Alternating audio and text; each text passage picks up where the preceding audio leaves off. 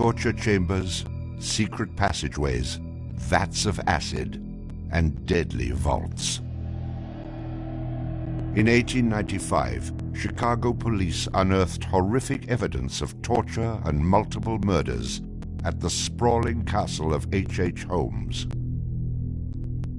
Masquerading under the guise of caring doctor, kind husband, and prominent businessman, H.H. Holmes was a contemporary monster, designing his buildings solely for the disposal of human bodies.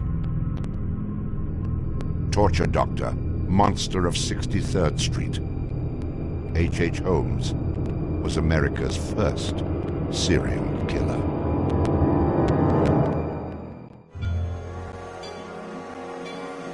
Just south of Chicago, the suburb of Englewood was thriving with commerce.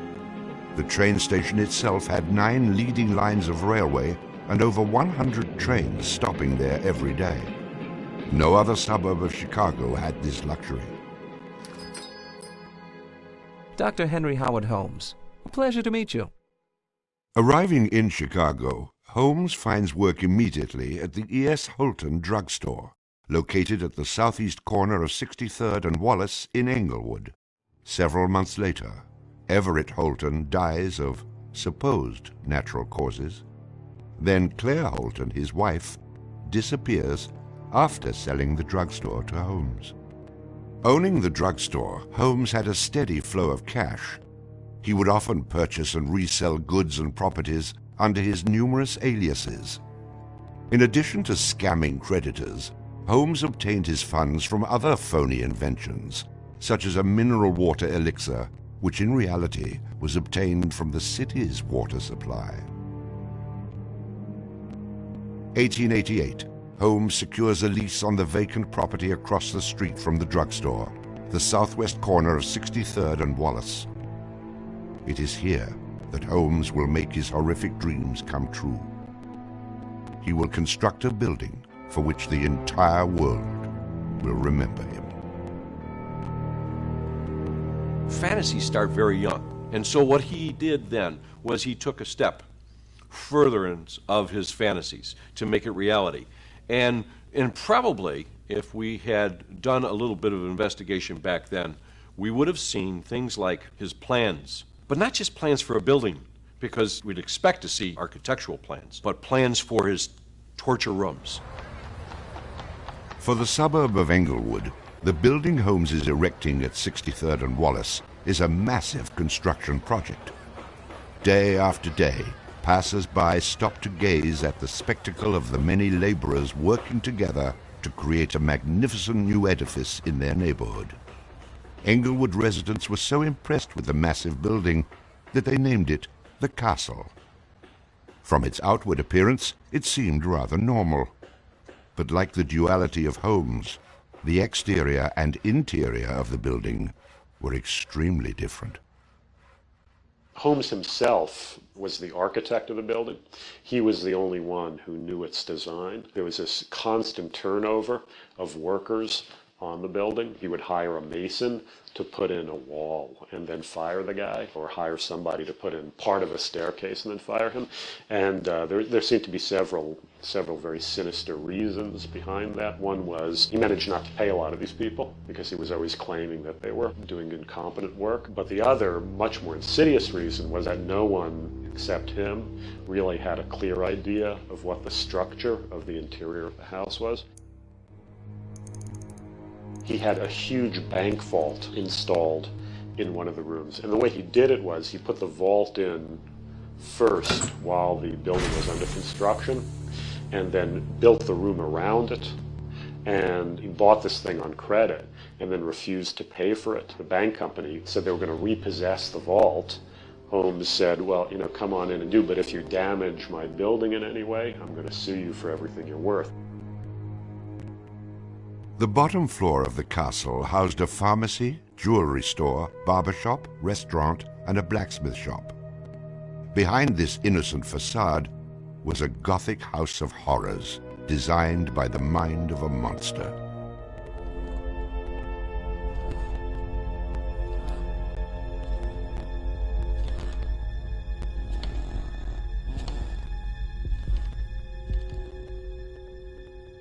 The third floor seemed innocent enough, containing rented rooms, legitimate offices, and Holmes's own bedroom.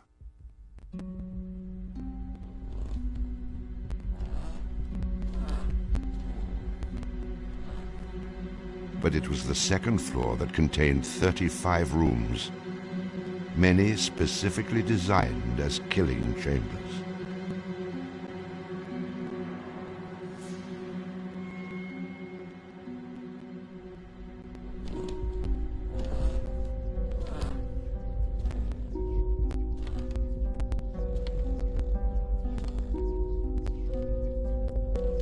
Disorienting unsuspecting victims, the labyrinthian construction contained numerous staircases and doorways that led nowhere.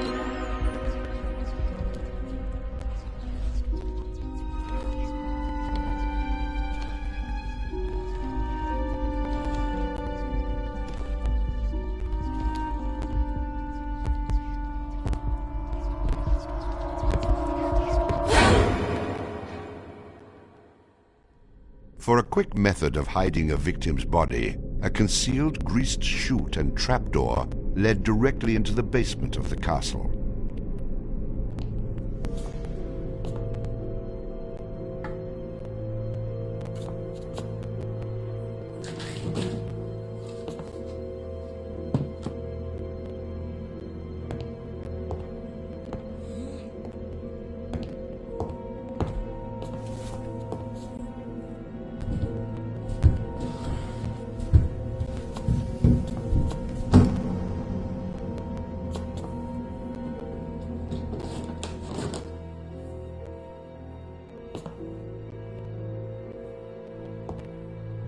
The basement held the most terrifying rooms, resembling a medieval torture dungeon. Acid vats, quicklime pits, and a crematorium disguised as a glass-bending furnace were Holmes's favorite methods of immediate body disposal.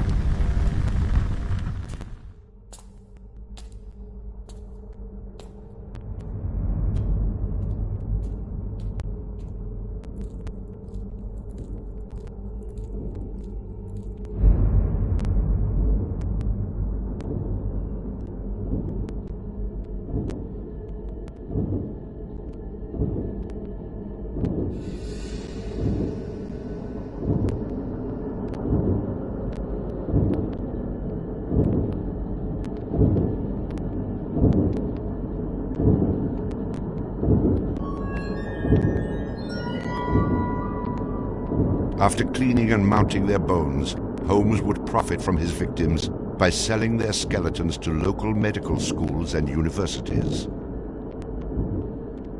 Holmes would make a killing in Chicago, financially and literally.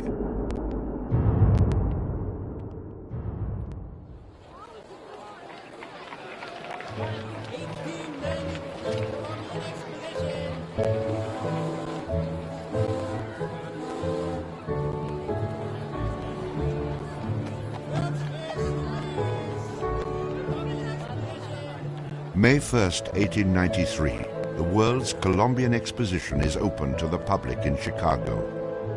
Spanning 600 acres, sprawled out along beautiful Lake Michigan, the magnificent fair is a monumental sight to behold. Over 20 million people from around the world would attend the dazzling World's Fair between May 1st and October 30th, 1893.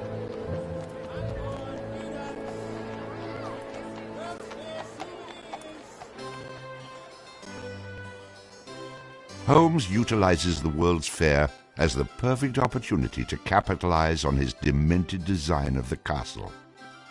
Located only a few miles from the World's Fair, Holmes's castle was perfect lodging for tourists. Holmes decides to rent rooms to visitors of the fair. He entirely renovates the upper floors of the castle, bringing in the most modern furnishings and luxuries, all purchased on credit, which Holmes had no intention of repaying. In addition to placing newspaper ads for rooms to rent, Holmes visited the fair with several of Benjamin Pitezel's children, preying on elderly women who flaunted their wealth, making sure he invited them back to the castle for a warm night's stay in a soft bed. They're not calling their relatives, telling them where they're at. They just know that they're going to Chicago to see the Columbian Exposition. Perfect victims, because they're unknown in the city. Their relatives, wherever they came from, know that they were coming to Chicago, and they never came back. Now, how do you start to find them? They don't even know where they stayed. Perfect, easy victims. I'm sure some of them got in and out of his place with no problem. And others, they walked in and they never checked out. Some of the rooms had been completely lined with asbestos to make them soundproof. Hidden in Holmes's office was a master control panel which connected to gas lines leading into airtight sleeping chambers. Holmes would lead his victims into the rooms, lock them in, and turn on the gas, asphyxiating them while watching their demise. Let me out! Holmes, let me out, please! Holmes! Holmes! Holmes, please! Holmes! At the height of the World's Fair, Holmes masterfully juggles his castle businesses, renting rooms, dodging creditors, selling skeletons, and attending to the needs of the many women in his life. I have had many young ladies in my employ, most of whom are still living in and about Chicago, whose parents and friends know only too well that far from being their seducer, I have done much to materially help them in their narrow lives. Being a personable, attractive young doctor and businessman, Holmes won the hearts of many women throughout his life. At one point, Holmes managed to secretly have 3 wives, each never knowing of the others. In 1890, Julia Connor became Holmes's employee and mistress, living at the castle with her daughter Pearl. When she became pregnant and demanded marriage, Holmes agreed on the condition that she allowed him to perform an abortion on her. She agreed. Neither Julia nor her daughter Pearl were ever seen again. Just a week later, Holmes sold a clean, articulated skeleton to the Hahnemann Medical College for nearly $200. In 1892, Holmes acquired another mistress, Emmeline Cigrand, and employed her as private secretary. Holmes sent Emmeline into the vault to retrieve some papers and sealed it, suffocating her to death. Several weeks later, the University of Chicago acquired a female skeleton from Dr. Holmes. In 1893, Minnie Williams became Holmes's new private secretary and eventually his mistress. Minnie was the beneficiary of a property in Fort Worth, Texas, valued at over $40,000. Holmes murdered Minnie and her younger sister Nanny after having Minnie sign over the Fort Worth property to him. In 1894, Georgiana Yoke became Holmes's 3rd wife. He married her under the name Henry Mansfield Howard. Like his other legitimate wives, Georgiana lived out her entire life. On July 19, 1895, Chicago police enter the Holmes castle. The world would now learn of the horrors that the castle had kept secret for so very long.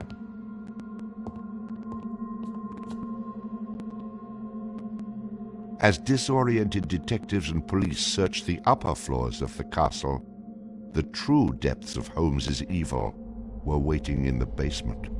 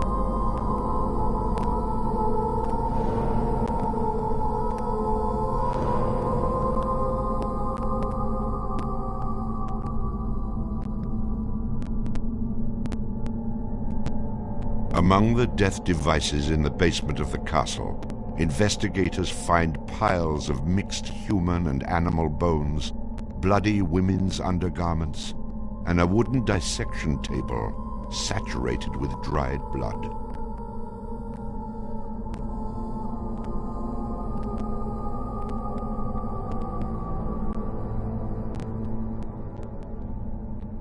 Chicago police were inundated with names of people reported missing from the World's Fair. 50 missing people were eventually traced to the Castle of Horrors. The evidence, blood and bones found in the basement posed a problem for 19th century criminal investigative techniques. It was very difficult to go and identify even the bones as being human in origin, because with the very small fragments you didn't have enough of the identifying characteristics to be able to make that ID.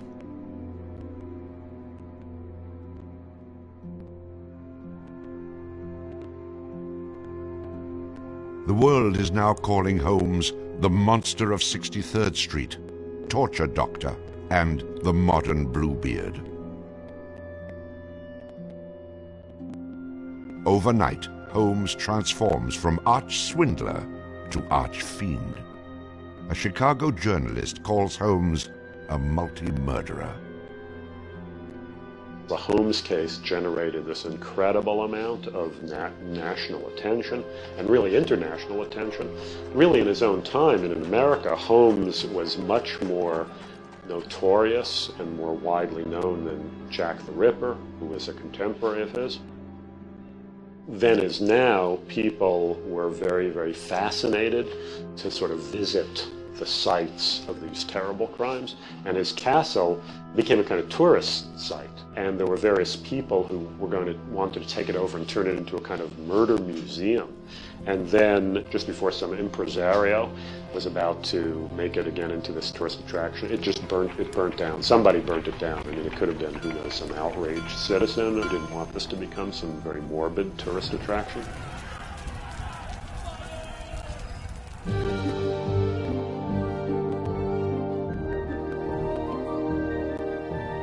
Holmes's trial was kind of the O.J. Simpson trial of the day. It just generated this huge amount of publicity. The case had become a kind of national obsession. Of course, there wasn't CNN or Court TV back then, so it couldn't be covered quite as relentlessly, but it was covered very, very extensively. There were true crime books and pamphlets and all kinds of stuff. And Holmes himself had become a sort of folk figure almost, you know, the sort of national boogeyman.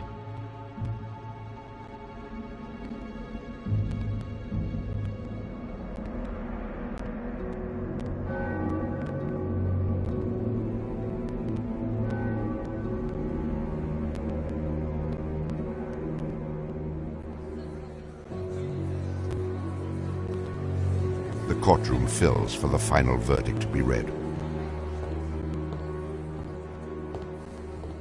Holmes becomes extremely nervous when not one of the jury members looks at him. In his entire criminal career, this is the moment Holmes never believed would occur. He is found guilty of murder in the first degree. Herman Webster Mudgett, alias H.H. Holmes, would be hanged on May 7th, 1896.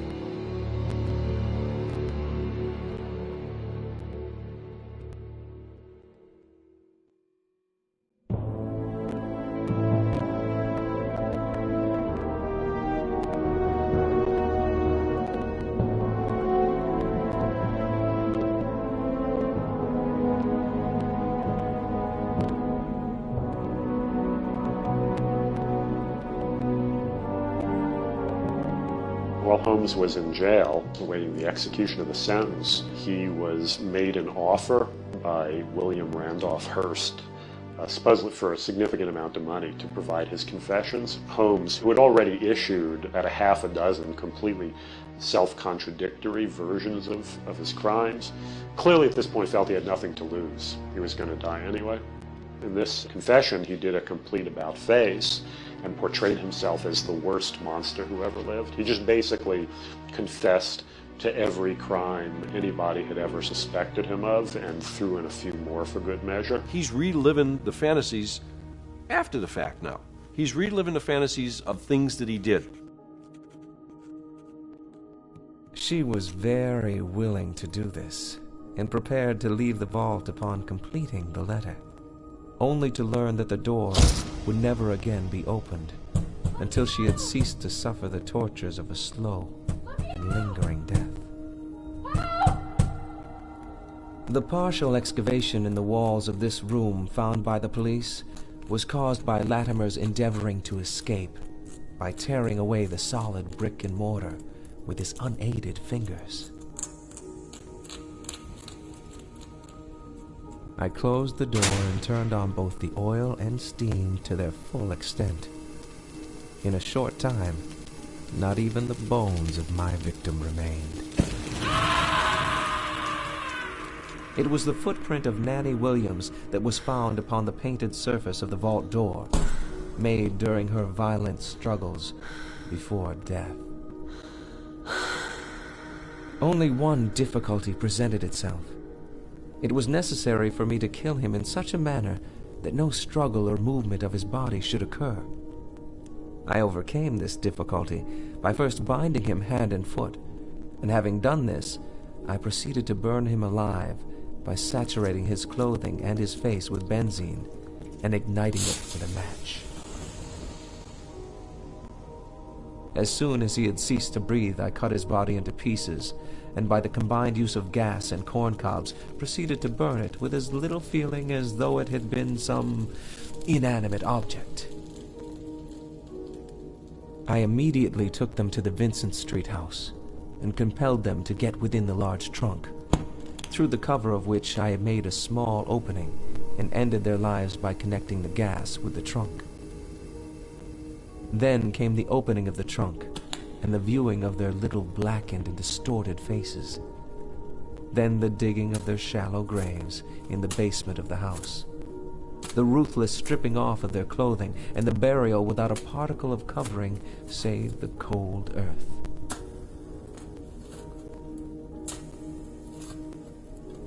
I am convinced that since my imprisonment, I have changed woefully and gruesomely from what I was formerly in feature and figure.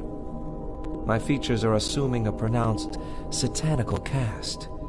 My head and face are gradually assuming an elongated shape.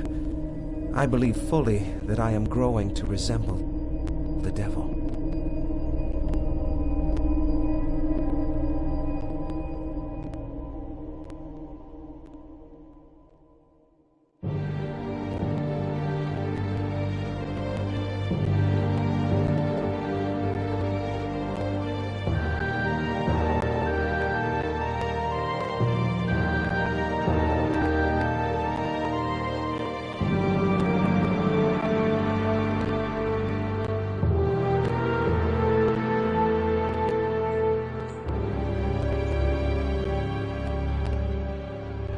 On the gallows, just before he died, he recanted. He claimed that the confession that he had published was a complete fabrication.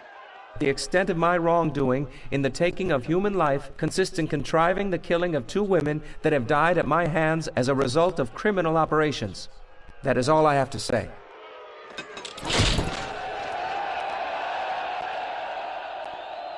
H.H. Holmes is hanged on Thursday, May 7th, 1896, just 9 days before his 35th birthday.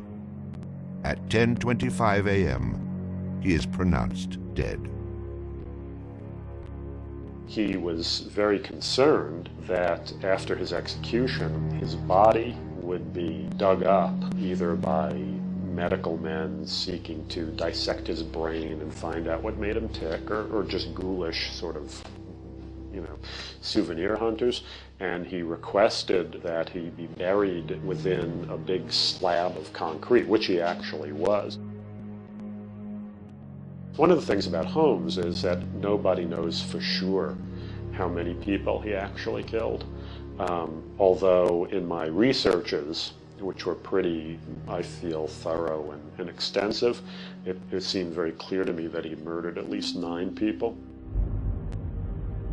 There have been stories that he killed 50, 100, countless people, particularly in Chicago at the height of the World's Fair.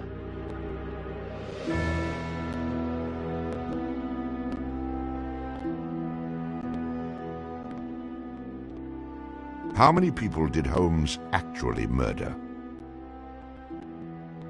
Most likely, no one will ever know. Holmes and the many other people that came in contact with him are long gone, having taken the answers with them to their graves. I was born with the devil in me. I could not help the fact that I was a murderer no more than the poet can help the inspiration to sing. I was born with the evil one standing as my sponsor beside the bed where I was ushered into the world. And he has been with me since.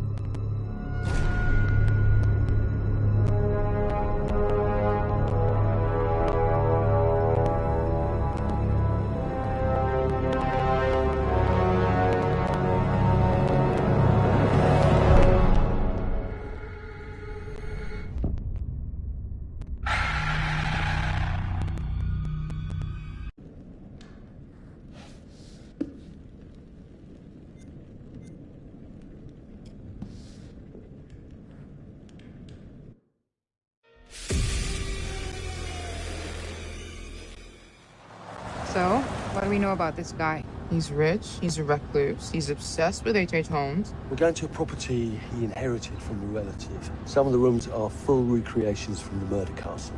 Dumet has blueprints, documents, artifacts. Totally sane, I'm sure.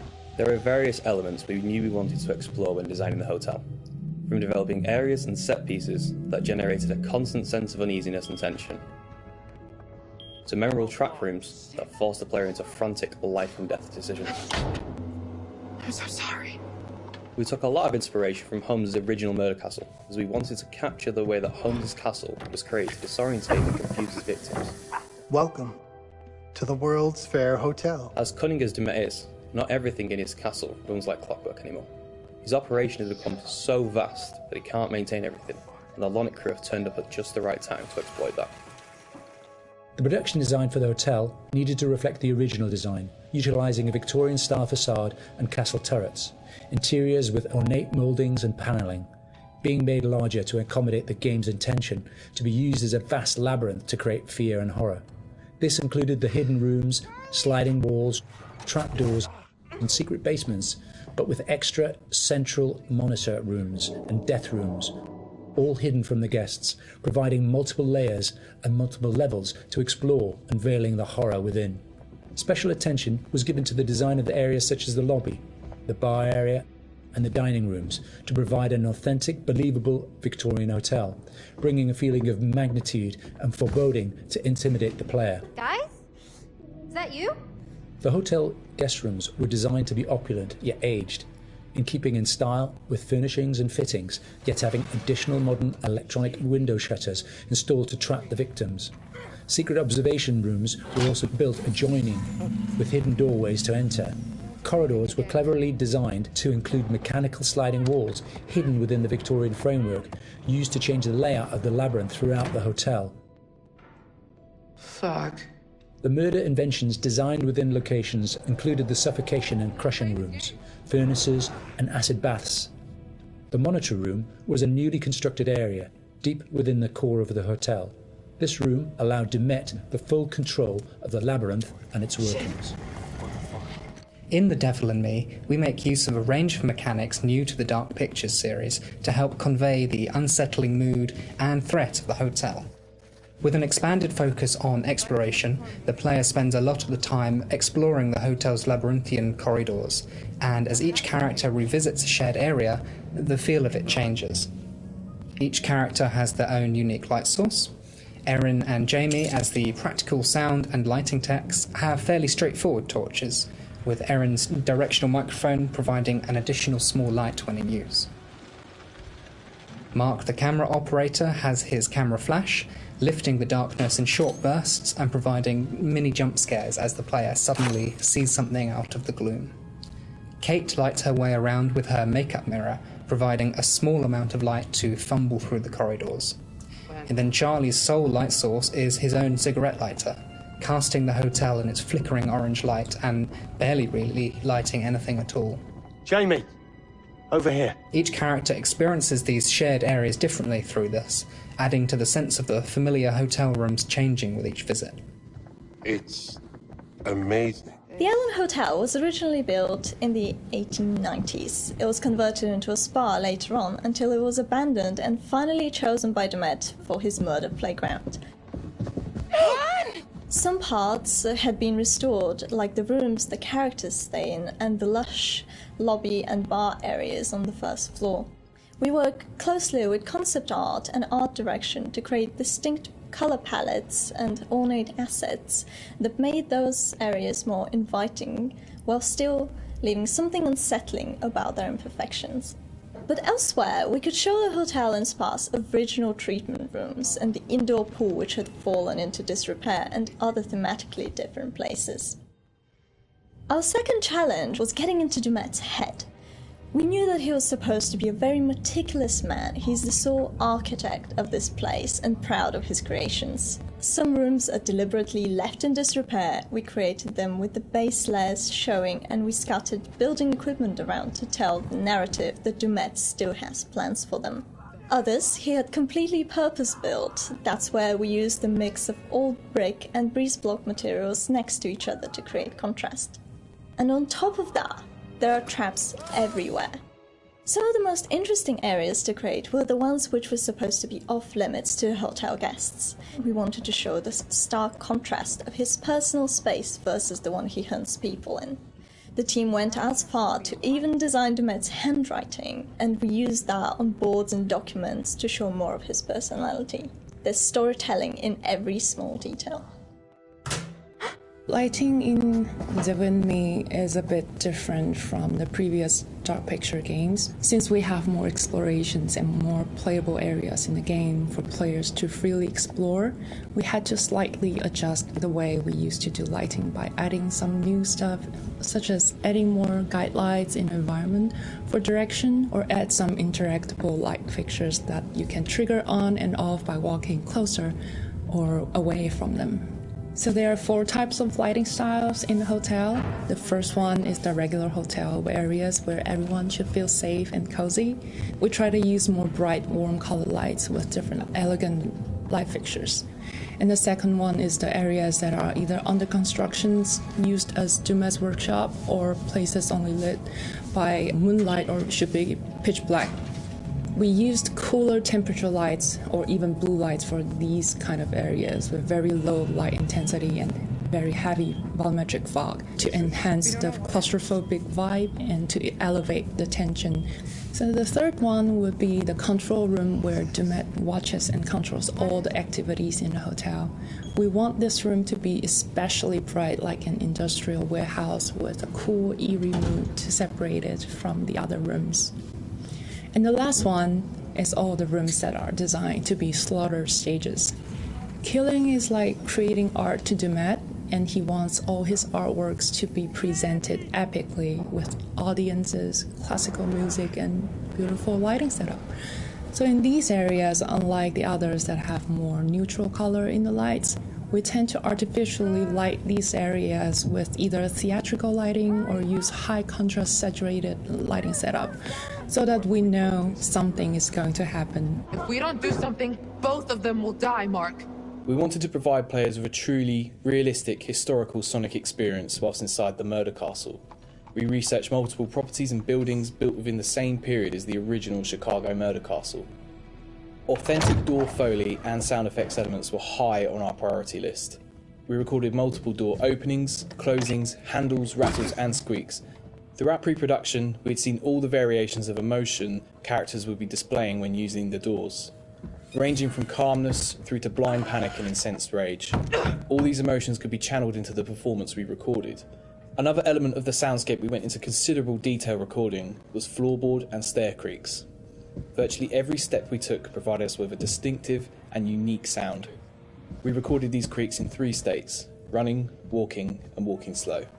To further add to this, as the characters climb higher inside the Met's murder castle, the recreaks will become more frequent as you enter unfinished rooms, exposed walkways, and the structural integrity of the hotel becomes more dangerous and unstable.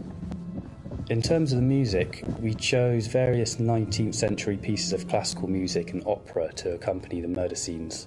These would have been the pop music tracks around the time of H.H. Holmes, providing a cognitive link between past and present.